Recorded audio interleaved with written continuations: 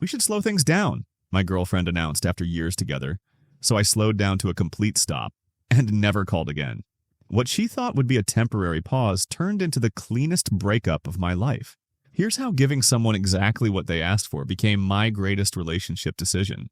I'd been with Harper for 4 years when she dropped this bombshell during what was supposed to be our anniversary dinner. We were sitting at this upscale restaurant in Austin, the kind of place where they bring you artisanal bread, and the waiter describes every ingredient like it's a religious experience. I'd specifically chosen somewhere special because I had news to share. I'd finally secured the bigger apartment we'd been talking about for months. The lease signing had been that morning. 2-bedroom place in South Austin, walking distance to the research facility, where I work as a marine biology coordinator. Hardwood floors, updated kitchen, even a small balcony overlooking a creek. I'd been carrying the spare keys in my jacket pocket all day, planning to surprise her after dessert with our first official step toward living together. Harper was picking at her salmon, checking her phone constantly and giving me these weird, apologetic smiles that made my stomach twist. When she finally started talking, everything changed. She explained how she'd been feeling overwhelmed by the intensity of our relationship, how everyone was asking about moving in together and marriage timelines, how she felt pressured to follow some predetermined path she'd never actually agreed to. Her request was for us to slow things down, see each other less frequently, give ourselves room to breathe and figure things out individually. She wanted to be more casual about things for a while, maybe see each other once a week instead of almost every day. I felt this strange calm settle over me and told her that if she wanted to slow things down, we'd take a complete break from seeing each other instead. The look of surprise on her face told me she'd expected an argument, maybe some pleading or negotiation. She tried to clarify that she didn't want to break up, just wanted to dial back the intensity. I explained that she couldn't have it both ways. Either our relationship felt too intense and she needed space from it, or she wanted to maintain the connection while I absorbed all the uncertainty. As I signed the dinner receipt, Harper looked stunned by my response. She'd wanted to slow down and I was giving her exactly that, all the way down to 0. When I told her to take however long she needed to figure out what she actually wanted from a relationship, with me or someone else, the reality of what was happening seemed to hit her. Walking to my car, I could hear her calling my name from the restaurant entrance, but I didn't turn around. The next morning, I woke up with the kind of clarity that only comes after making a decision you know is right, even when it hurts. Harper had sent 14 text messages overnight, ranging from confused to angry to pleading. I deleted them all without reading past the first few words and started what I now think of as Operation Complete Separation. First, I canceled our shared streaming subscriptions, removed her from my Spotify family plan, and deleted her access to my Amazon Prime. Small things, but Harper had gotten comfortable with me covering these monthly expenses. If she wanted space from our relationship, she could also have space from the convenience of my credit card. Next, I went through my phone systematically, removing her from my emergency contacts, updating insurance beneficiary information, and changing my work emergency contact form. It was remarkable how intertwined our lives had become without me really noticing. The apartment keys were sitting on my kitchen counter like a taunt.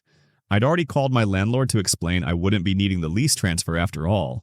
Harper's spare key to my place needed returning, but that would have required a conversation I wasn't ready to have.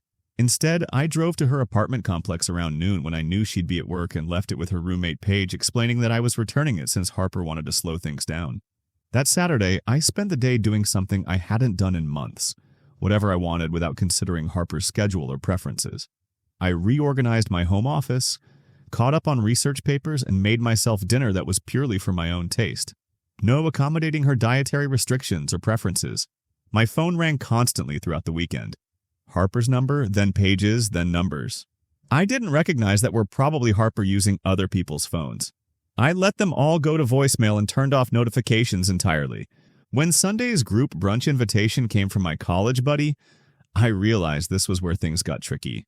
Harper and I had been attending these weekly brunches as a couple for 3 years. Our entire friend group knew us as a unit. I sent a group message explaining that Harper and I were taking a break from our relationship, so I'd be stepping back from group activities for the foreseeable future. Monday at work brought the first sign of how Harper was spinning our situation.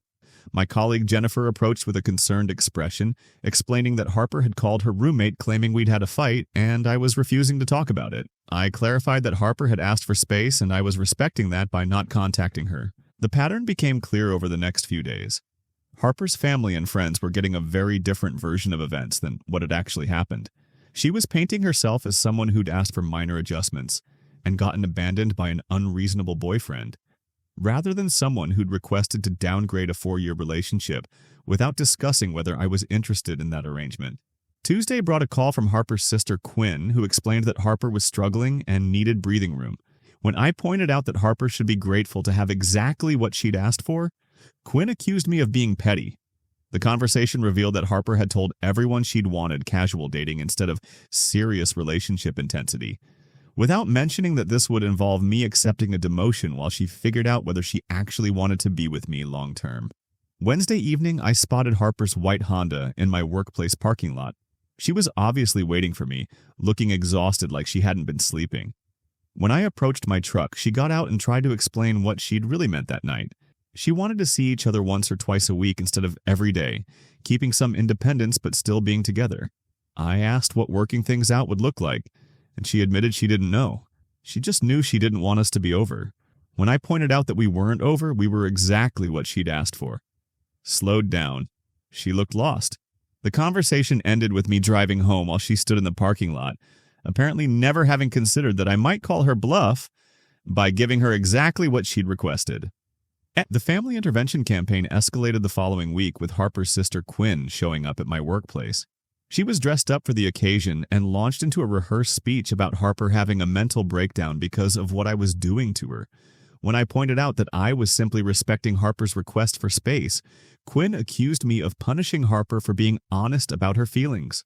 Quinn's visit was followed by Harper's best friend Paige creating a group text with my college buddies, claiming Harper was going through a rough patch and needed support from people who cared about her. According to Paige's version, Harper had expressed normal relationship anxiety, and I'd responded by completely shutting her out. My buddy Jake called for the real story, and after I explained the actual timeline, he shared my version with the group.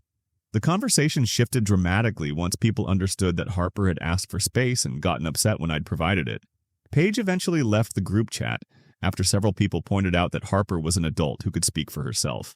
The most ridiculous intervention came through my mother, who received a tearful call from Harper's mother claiming Harper was having a crisis, and I was refusing to help her through it.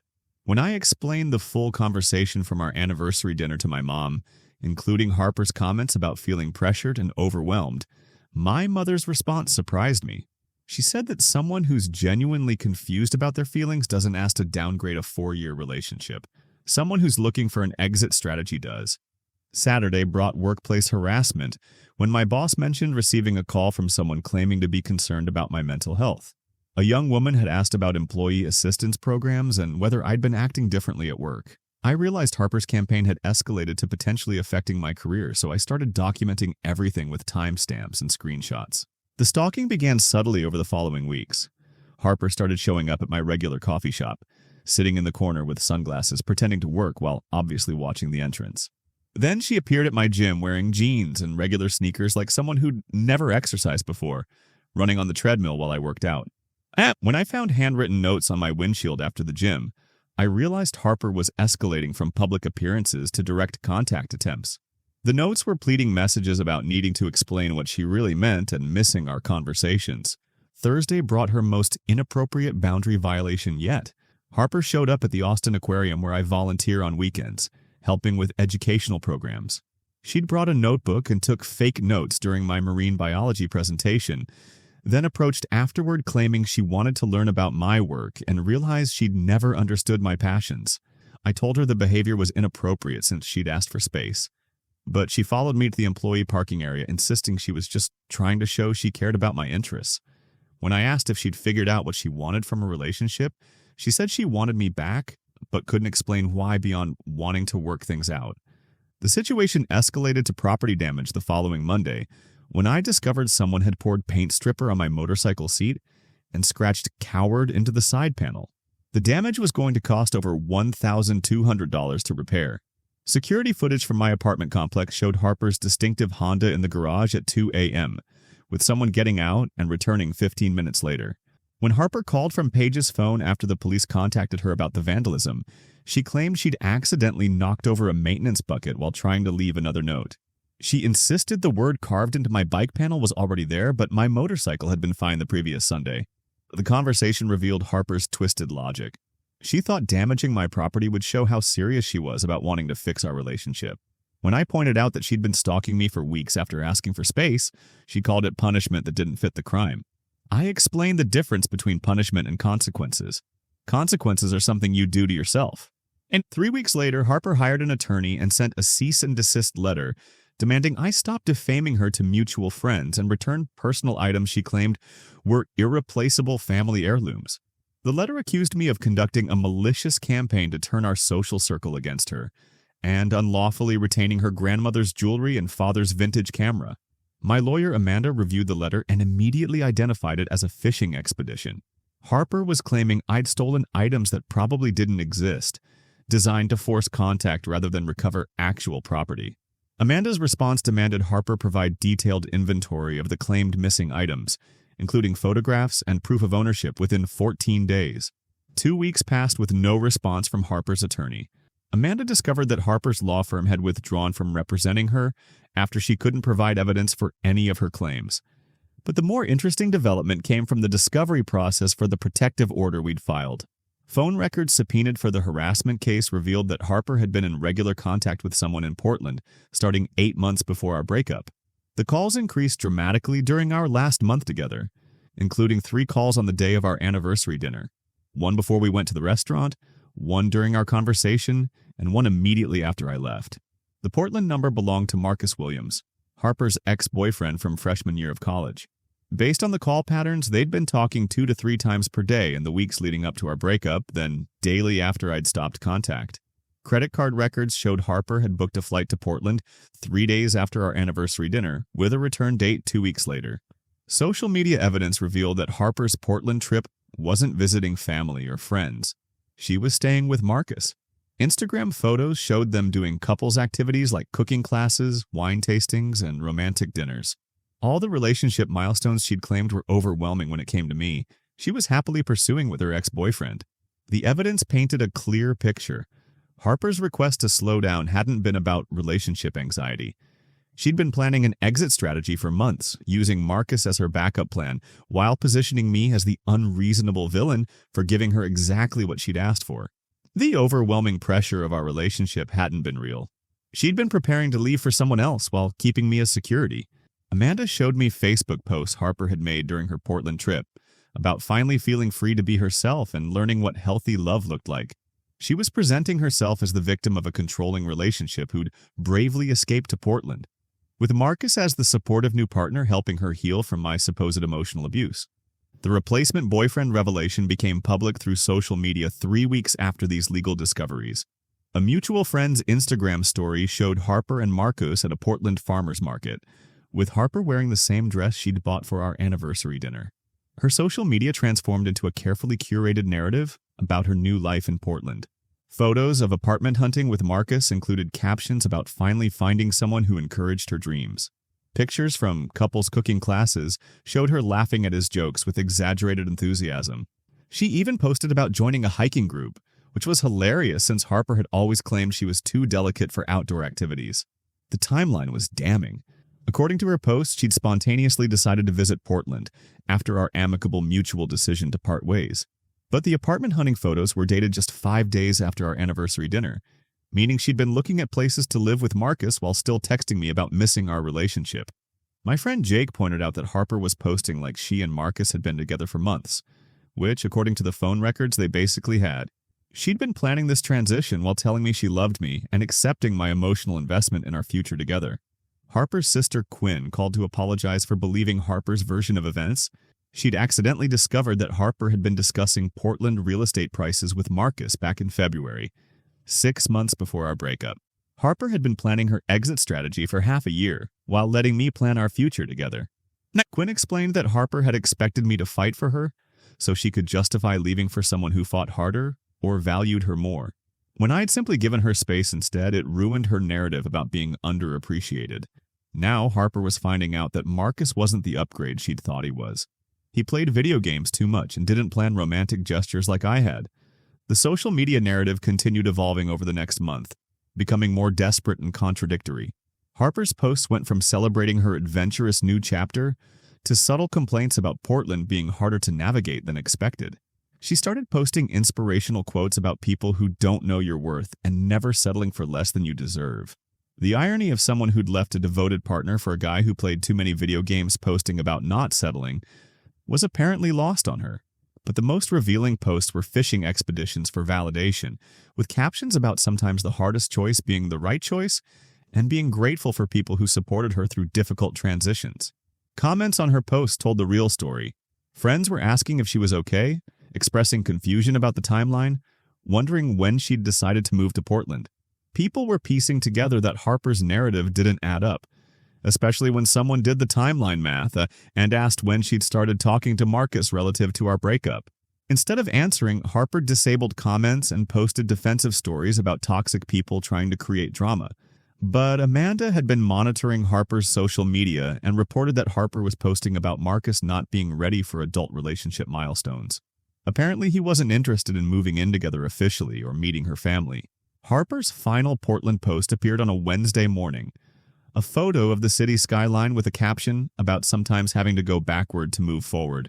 By Friday, Quinn texted me that Harper was moving back to Austin because Marcus had told her he wasn't ready for the level of relationship she was looking for, and she couldn't afford Portland rent alone.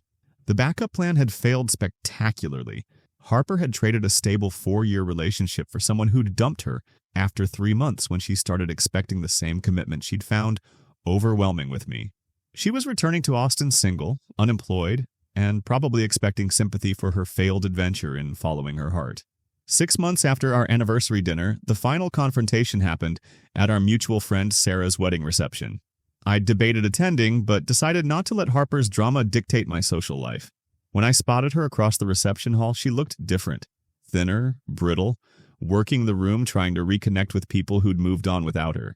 She was wearing a dress I'd never seen, probably bought for some Portland date that hadn't worked out, constantly checking her phone like she was expecting messages that weren't coming. I watched her make awkward conversation with people, saw their polite confusion when she tried to explain her Portland adventure and why she was back so quickly.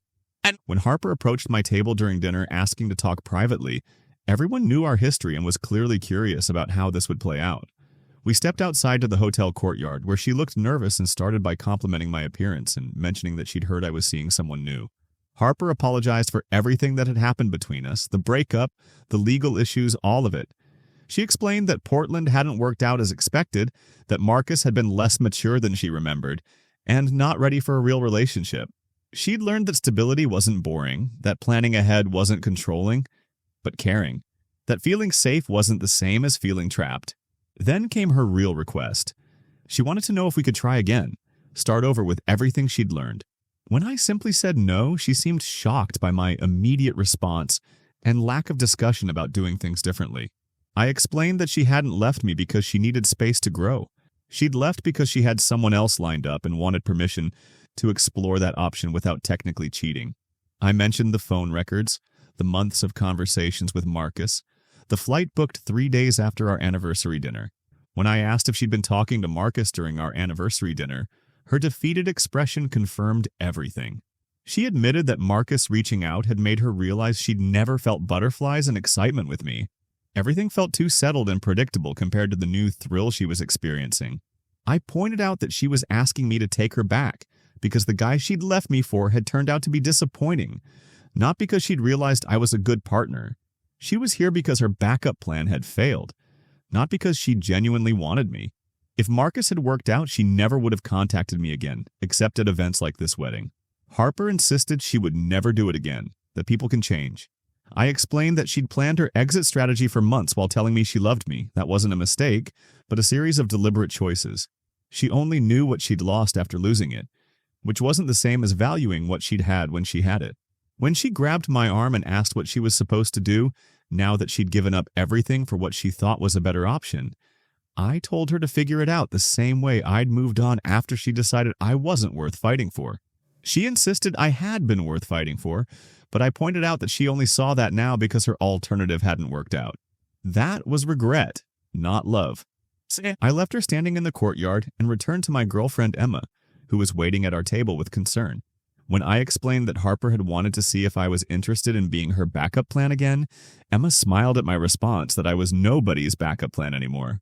Driving home that night, I realized Harper had actually done me a favor by showing her true character before we'd moved in together or gotten engaged. Some people spend years learning they're with someone who sees them as a safety net rather than a partner. I'd learned it in one anniversary dinner conversation and responded by giving her exactly what she'd asked for until she understood what it actually cost. The woman who'd wanted to slow things down had learned that slowing down to zero means you don't get to speed back up when your other options fall through.